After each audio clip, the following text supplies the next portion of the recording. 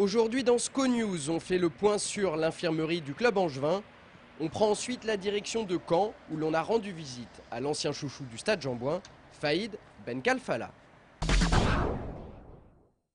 C'est très vraisemblablement la mauvaise nouvelle de la journée pour Jean-Louis Garcia. Lors de la séance d'entraînement de ce matin, Olivier Auriac aurait été victime d'une légère contracture à une cuisse. Cette information reste cependant à confirmer. Le coach angevin a déclaré attendre demain matin pour voir comment évolue la situation.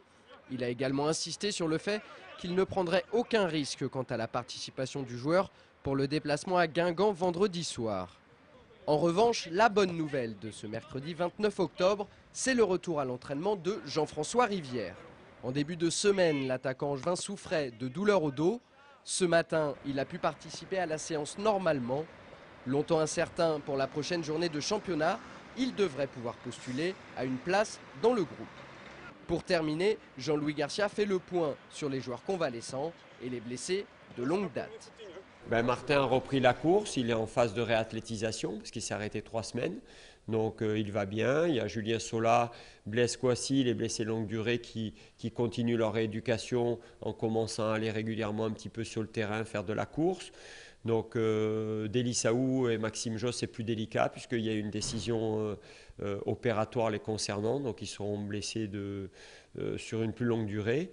Mais voilà, les choses se remettent en place petit à petit et puis je peux bénéficier d'un effectif de qualité. Maintenant, on prend la direction de Caen. Caen, c'est son château, son petit port, son centre-ville.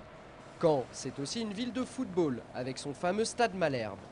Caen, c'est enfin le nouveau club de celui qui arpentait le couloir droit du stade Jean-Bouin en long, en large et en travers, Faïd Benkhalfallah.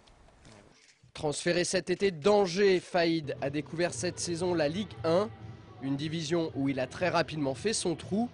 Depuis plusieurs semaines, le Tunisien crève l'écran sous ses nouvelles couleurs. Il a déjà inscrit 2 buts et délivré 2 passes décisives en championnat. J'ai eu la chance de marquer en plus assez rapidement et tout à domicile, donc c'est sûr que ça aide. Après on a des résultats aussi. Donc après, pour l'instant ça se passe bien.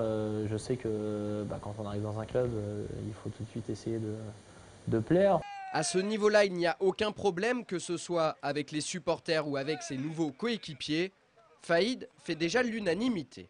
Je pense qu'il peut nous apporter beaucoup plus. Je pense qu'Angers l'a usé, donc là, il est là pour se ressourcer un petit peu. Je plaisante. Mais non, c'est quelqu'un de très sympa et un travailleur, donc c'est intéressant. Intéressant également son parcours. Et dire qu'il y a 2 ans, Faïd évoluait encore à Laval en national. Aujourd'hui, il se frotte à ce qui se fait de mieux en France et au niveau international. Son ascension est fulgurante, un peu à l'image de celle de la nouvelle star des Bleus, Franck Ribéry. C'est arrivé à Ribéry, donc pourquoi ça n'arriverait pas à Benkhalfallah? Je veux dire, des fois c'est vrai que ça va vite. National, Ligue 2, Ligue 1, équipe nationale, donc il faut profiter parce que bon, il y a des joueurs qui mettent des années à aller en équipe de France ou en équipe nationale. Donc être surpris, il n'y a jamais de surprise, c'est le travail qui paye aussi. Ils n'arrivent pas à ce niveau-là par hasard. Faïd Benkhalfallah le reconnaît bien volontiers. Le SCO a été un véritable tremplin dans sa carrière. Il ne garde qu'un seul regret de son passage en Anjou, ne pas avoir découvert la Ligue 1 sous le maillot angevin. Peut-être que notre route se croisera. Moi j'ai toujours dit la seule chose qui me manquait à Angers, c'était la Ligue 1. Si le jour où le club est en Ligue 1, si le club était en Ligue 1, j'aurais signé 10 ans là-bas, c'est clair et net.